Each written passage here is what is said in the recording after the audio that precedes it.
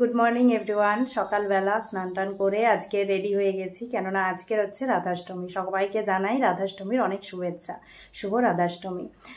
তো সকালবেলা স্নান করে আর এখন হচ্ছে এবারে সমস্ত কিছু ঠাকুরের যা যা কাজ করার আছে সব করব।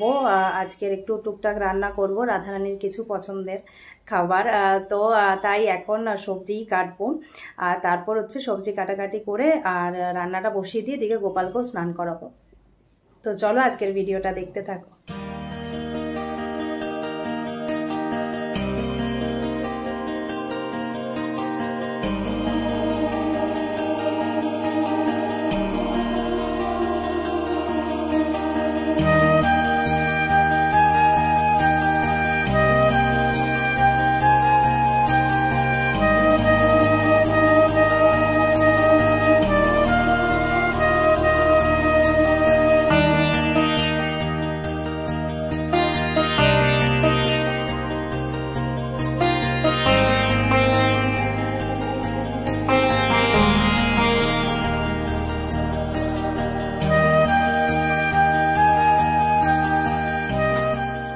এখন হচ্ছে গোপুসোনা আর রাধা কৃষ্ণ আর গোমাতাকে স্নান করাবো পঞ্চামৃত দিয়ে। এখানে রেডি করে নিয়েছি সব। চলো, এই দেখো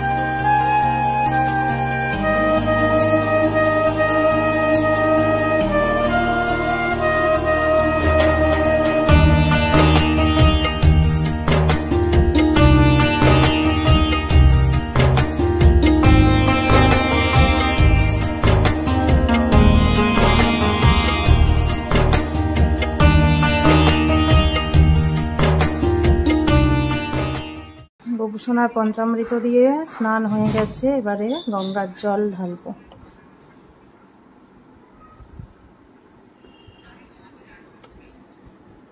ওম কৃষ্ণায় বাসুদেবায় হরয়ে পরমাত্মনে প্রণতো ক্লেশনাশায় গোবিন্দায় নমো নমঃ। ওম কৃষ্ণায় বাসুদেবায় হরয়ে পরমাত্মনে প্রণতো ক্লেশনাশায় গোবিন্দায় নমো নমঃ।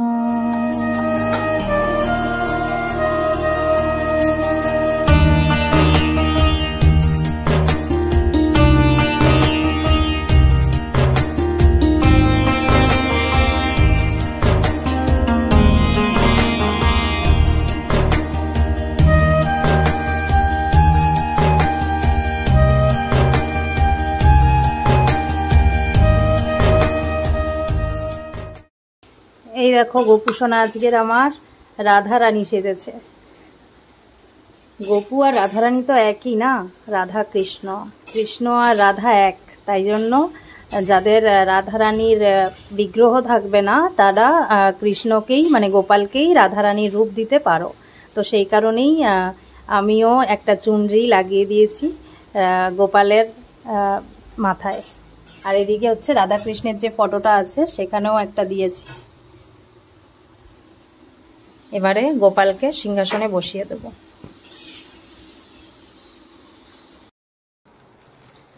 এখানে এখন বেগুন ভাজা হচ্ছে, মা এখানে চলে এসছে।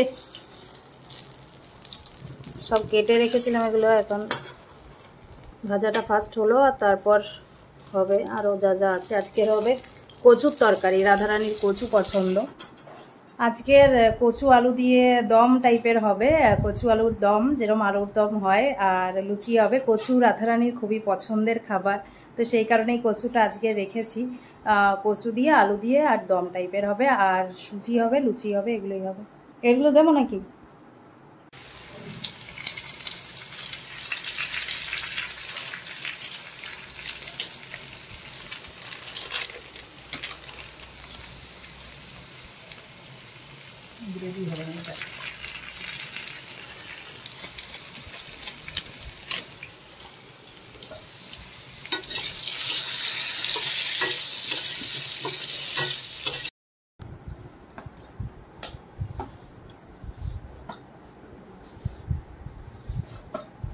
এখন ময়দা মাখছি, এরপর লুচি হবে। কচুর তরকারি, কচু আলুর তরকারিটা হচ্ছে এখন, আর লুচি হবে আর সুজি হবে। একটার মধ্যে প্রসাদ দেবো, একটার মধ্যে ভালো টাইম আছে, হয়ে যাবে আশা করছি। আজকের বেশি কিছু করছি না, যা করছি আশা করছি রাধারানী সন্তুষ্ট হবেন।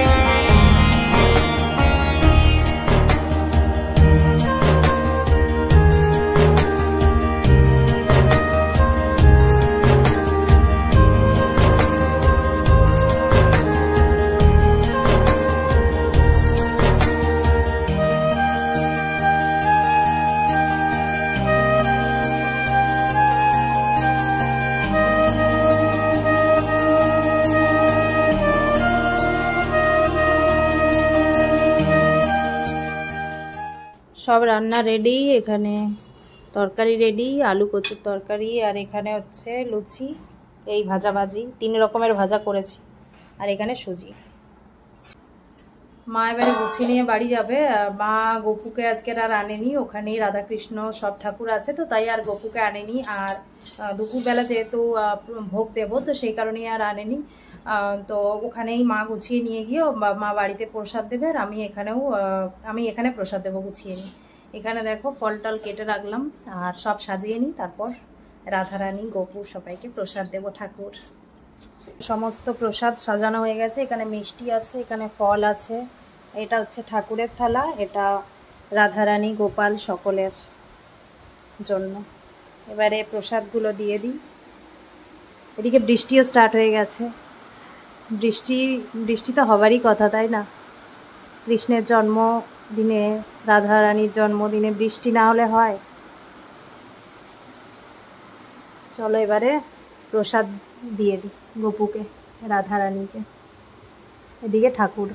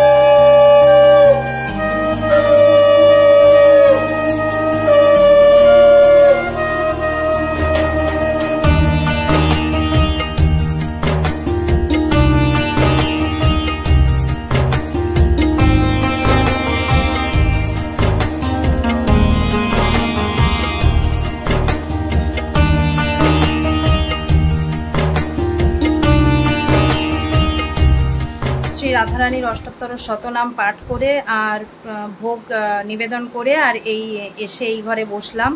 এখন ঠাকুররা সব ভোগ গ্রহণ করুক আর 10-15 মিনিট পর তারপর যাব।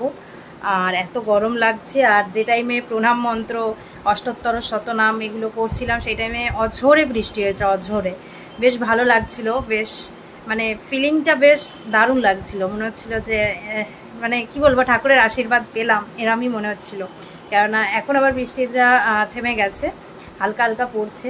তো মানে সেই টাইমটা একটা আলাদাই ফিলিংস লাগছিল, কি বলবো, ওটা বলে বোঝানোর নয়। জন্মাষ্টমীর দিন ও ছিল, বেশ ভালো লাগছিল, কিন্তু আজও ছুটি পাইনি। তো অফিস গেছে, সকালবেলা উঠে রান্নাবান্না করে দিয়েছিলাম। আজকের তো ভাত জাতীয় কিছুই খাবো না, তো সেই কারণেই ওকে একটু ডালিয়ার খিচুড়ি করে দিয়েছিলাম। ডালিয়াটা যেহেতু গমের, ওটা চাল জাতীয় কিছু নয়, ডাল আর ওইটা দিয়ে মিশিয়ে আর ডালিয়ার খিচুড়ি করেছি, সেটাই রাত্রে খাবো। আর এখন হচ্ছে প্রসাদ খাবো। আজকের যেহেতু অষ্টমীর দিন এমনিতেও আমরা ভাত জাতীয় কিছু খাই না, জন্মাষ্টমীর দিনও করেছিলাম কিন্তু খাইনি। আর আজকের তো লুচি করেছি, আজকের পোলাও জাতীয় বা অন্ন জাতীয় কিছু করিনি, ঠাকুরকে দিইনি আজকের শুধু লুচি করেছি। তো এখন প্রসাদটা খাবো। মা গোপালের জন্য ভোগ নিয়ে গিয়েছিল, সেই ভোগটাই নিবেদন করেছে গোপাল আর ঠাকুরকে। তো সেইটাই একটু ভিডিও করতে বলেছিলাম, তো মা গিয়ে প্রসাদ নিবেদন করে আর হচ্ছে ভিডিওটা করেছে, তো ওটাই তোমাদের সাথে এখন শেয়ার করছি।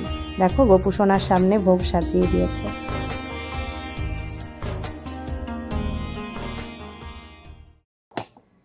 এবারে প্রসাদ তুলবো, অনেকক্ষণই হয়ে গেছে।